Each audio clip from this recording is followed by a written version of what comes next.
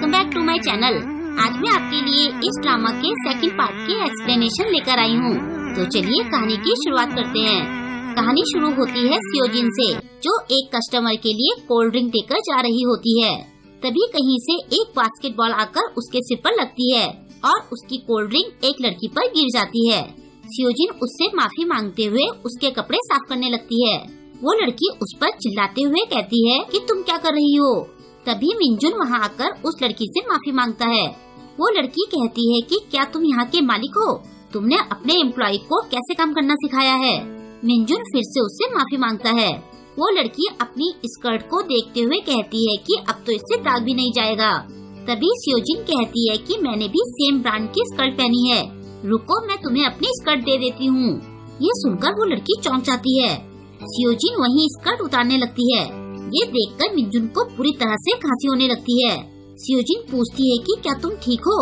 वो कहता है कि किसी लड़की को ऐसे कपड़े बदलते देखकर मुझे खांसी आने लगती है। ये सुनकर वो लड़की कहती है कि यहाँ का बॉस और स्टाफ दोनों ही अजीब हैं। मिंजुन उसकी स्कर्ट की चेन बंद करके कहता है कि अगर तुमने इसे स्कर्ट दे दी तो तुम बस अंडरवियर में रह जाओगी। सियोजिन कहती है कि मुझे अंडरवियर में रहने में कोई प्रॉब्लम नहीं है। फिर मिंजुन उस लड़की को रुपए देता है। ये देखकर सियोजिन कहती है कि ये तो बहुत ज्यादा है। मिंजुन उसका मुंह बंद करके उस लड़की से माफी मांगता है। वो लड़की अकड़ दिखाते हुए कहती है कि मैं तुम्हें इसलिए माफ कर रही हूँ क्योंकि मैं एक अच्छी लड़की हूँ। मिंजुन उसे थैंक्स कहता है। फिर वो लड़की सियोजिन से अपनी स्कर्ट बदलने के लिए कहती है। वो कहती है कि मुझे अपने बॉयफ्रेंड से मिलने जाना है। मिंजुन कहता है कि मैंने तुम्हें स्कर्ट के रुपए दे तो दिए हैं। सियोजिन कहती है कि कोई बात नहीं, मैं इसे अपनी स्कर्ट दे देती हूँ। स्कर्ट बदलने के बाद वो लड़की मिंजुन से कहती है कि तुम्हें अपने स्टाफ को अच्छे से ट्रेन करना चाहिए। मिंजुन गुस्से से कहता है कि कस्टमर को भी ढंग से बिहेव करना चाहिए। ये सुनकर वो लड़की चिढ़ जाती है। मिंजुन उसे घूर कर देखता है। वो लड़की चिल्लाते हुए कहती है कि मैं फिर कभी यहाँ नहीं आऊंगी, और ऐसा कहकर वो वहाँ से भाग जाती है। सियोजिन मिंजुन से माफी मांगती है। वो पूछता है कि तुमसे ऐसी गलती कैसे हुई? सियोजिन कहती है कि कहीं से अचानक एक बास्केटबॉल आकर मेरे सिर पर लगी। मिंजुन चौंकते हुए पूछता है कि क्या तुम्हें एक बास्केटबॉल लगी थी? वो बास्केटबॉल है कहाँ? सियोजिन को कहीं भी वो बास्केटबॉल नहीं मिलती। मिंजुन कहता है कि कम से कम कहानी तो ऐसी बनाओ जिस पर मैं यकीन कर सकूं। सियोजिन कहती है कि मैं सच बोल रही हूँ। वो कहता है कि तुम ये क्यों नहीं बोलती कि एक भालू ने आकर तुम्हें किक मारी थी? सियोजिन हंसते हुए कहती है कि एक कैफे में भालू कहाँ से आएगा? वो कहता है कि मैं बस एक एग्जाम्पल दे रहा था। सियोजिन पूछती है कि क्या भालू और बास्केटबॉल सेम है? ये सुनकर वो अपना माथा पीटने लगता है। सियोजिन पूछती है कि क्या तुम मुझे जॉब से निकाल दोगे? वो कहता है कि क्या तुम अपनी मॉम की हेल्प करने के साथ अपनी सिस्टर के एडमिशन के लिए जॉब नहीं कर रही हो? वो हाँ कहती है। मिंजुन कहता है कि तुम्हारी लाइफ बहुत हार्ड है। वो कहती है कि तुम्हारे जैसे अच्छे आदमी के साथ काम करके मुझे बहुत अच्छा लगता है। मिंजुन कहता है कि मुसीबत के टाइम में भी तुम हंसती रहती हो और मुझे इस बात से चिढ़ है। सियोजिन कहती है कि मैं और कर भी क्या सकती हूँ। वो कहता है कि अभी तुम बहुत छोटी हो। सियोजिन कहती है कि आप भी तो अभी जवान हो। वो पूछता है कि क्या तुम्हें मेरी एज पता है? सियोजिन उससे 45 का बताती है। वो कहता है कि मैं 35 का हूँ। सियोजिन हंसते हुए कहती है कि तुम्हारा फेस तो 45 का लगता है।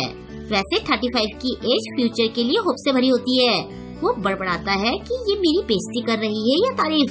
फिर वो कहता है कि मैं तुम लोगों की वजह से डिप्रेशन में चला जाऊंगा। सियोजिन पूछती है कि क्या मेरे अलावा और भी लड़कियां हैं? वो बड़बड़ाता है कि घर में उन्होंने मेरा खून चूस रखा है और यहाँ पर इसने। आजकल लड़कियाँ मुझे इतना परेशान क्यों कर रही है? क्या मैंने पिछले जन्म में बहुत पाप किए थे? फिर वो डिप्रेस होकर बैठ जाता है। वो देखता है कि उस लड़की ने उसके कैफे को घटिया रेटिंग दी होती है। फिर मिंजुन सियोजिन को घर जाने के लिए कहता है। सियोजिन उससे माफी मांगते हुए उसे ड्रिंक ऑफर करती है। वो कहता है कि मैं फिर से इस चक्कर में नहीं पड़ना चाहता हूँ। ये सुनकर सियोजिन कंफ्यूज हो जाती है। वो कहता है कि तुम्हारे पास रुपए नहीं है। ये सुनकर सियोजिन सैड फेस लेकर वहाँ से चली जाती है। बाद में मिंजुन अकेले बैठकर ड्रिंक कर रहा होता है। तभी सियोजिन वापस आकर उसके साथ पीने लगती है। वो पूछता है कि तुम वापस क्यों आई? सियोजिन कहती है कि मैं बस तुम्हारे साथ ड्रिंक करना चाहती हूँ। फिर वो कहती है कि क्या तुम मेरे साथ शर्त लगाना चाहते हो? मिंजुन कहता है कि कैसी शर्त? सियोजिन कहती है कि जो पहले बेहोश होगा वो दूसरे की एक विश पूरी करेगा। मिनजुन कहता है कि मुझे तुमसे कोई विश नहीं मांगनी है। सियोजिन कहती है कि मैं तुम्हारी सारी विश पूरी करूँगी, चाहे तुम मेरे साथ कपल बनना चाहो या फिर मेरे हस्बैंड, मैं तुम्हारी सब बातें मानूंगी। मिनजुन कहता है कि अगर मैं जीता तो तुम्हें यहाँ से जॉब छोड़नी होगी। ये सुनकर सियोजिन सैड होकर कहती है कि तुम सीधे ही मुझे निकाल दो। वो कहता है कि अगर तुम जीती तो तुम्हें यहाँ से नहीं जाना होगा। सियोजिन कहती है कि अगर मैं जीती तो तुमसे ऐसी विश मांगूंगी कि तुम्हारे रोंगटे खड़े हो जाएंगे। इसके बाद दोनों साथ में पीना शुरू कर देते हैं। दोनों मिलकर बहुत सारी बोतलें खाली कर देते हैं। एंड में मिनजुन पहले लुढ़क जाता है। जब सियोजिन उसे आवाज देती है तो वो बेहोशी में रोते हुए बड़बड़ाता है कि प्लीज मेरे घर से चली जाओ। सियोजिन कहती है कि तुम्हारे घर में कौन है, मुझे बताओ, मैं उसे मारकर भगा दूंगी। ऐसा कहकर वो भी लुढ़क जाती है। इसके बाद सियोजिन मिनजुन को अपनी पीठ पर लाद कर ले जाती है। नेक्स्ट मॉर्निंग मिनजुन सिर दर्द के साथ उठता है। नई जगह देखकर वो कहता है कि मैं कहाँ हूँ। साइड से सियोजिन उठते हुए कहती है कि क्या तुम्हें ढंग से नींद आई? वो कहता है कि तुम यहाँ क्या कर रही हो? सियोजिन कहती है कि ये मेरा रूम है और कल मैं तुम्हें उठाकर यहाँ लाई। ये सुनकर मिनजुन को बहुत बड़ा झटका लगता है। वो कहता है कि तुम्हें मुझे वहीं छोड़ देना चाहिए था। सियोजिन कहती है कि मैं ऐसा कैसे कर सकती थी। मिनजुन फिर से बेड पर लेट जाता है। सियोजिन पूछती है कि क्या तुमने कैफे नहीं जाना है?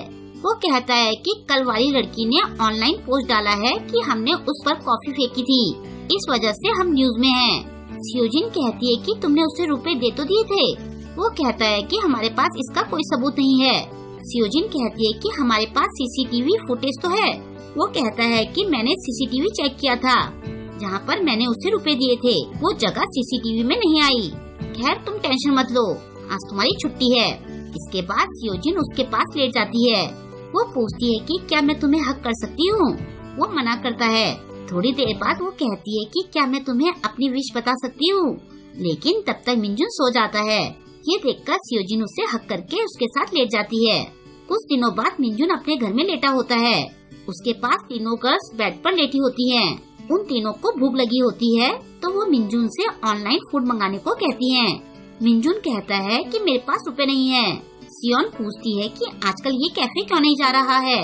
दासोम कहती है कि वहाँ कुछ प्रॉब्लम हो गई थी इसलिए कैफे बंद हो गया है।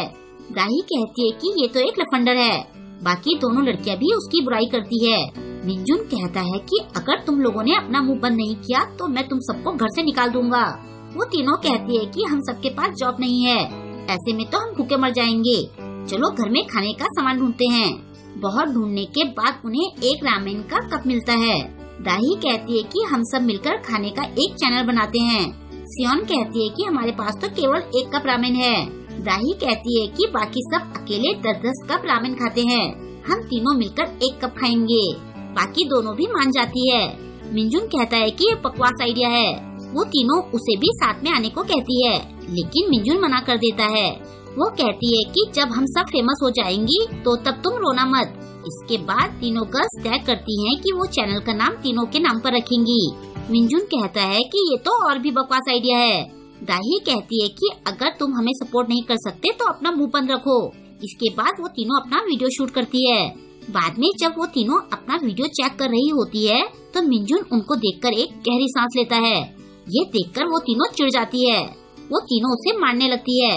वो कहता है कि मैंने तो बस गहरी सांस ली थी, लेकिन वो उसे नहीं छोड़ती। और बाद में उन तीनों का यूट्यूब चैनल सच में फेमस हो जाता है। कुछ दिनों बाद दासोम, सियोन और मिनजुन पॉटी के लिए लाइन लगाकर खड़े होते हैं। मिनजुन दोनों से कहता है कि मेरी हालत खराब हो रही है, क्या तुम मुझे पहले जाने दोगी? दोनों गर्ल्स साफ मना कर देती है। मिनजुन कहता है कि अगर मैं पहले नहीं गया तो शायद मैं यही गंदा कर दूंगा। ये सुनकर दासोम उसे एक बोतल देती है। वो कहता है कि मैंने टॉयलेट नहीं करनी है। फिर सियोन उसे एक पॉट देती है। वो कहता है कि क्या तुम इसमें पॉटी करती हो? वो दोनों कहती है कि सुंदर लड़कियां ऐसा नहीं करती है। वो कहता है कि प्लीज पहले मुझे जाने दो। दोनों लड़कियां पॉटी रोकने के लिए उसका हौसला बढ़ाने लगती है। तभी मिनजुन की पॉटी वहीं निकल जाती है। ये देखकर दोनों ही शॉक्ड हो जाती हैं।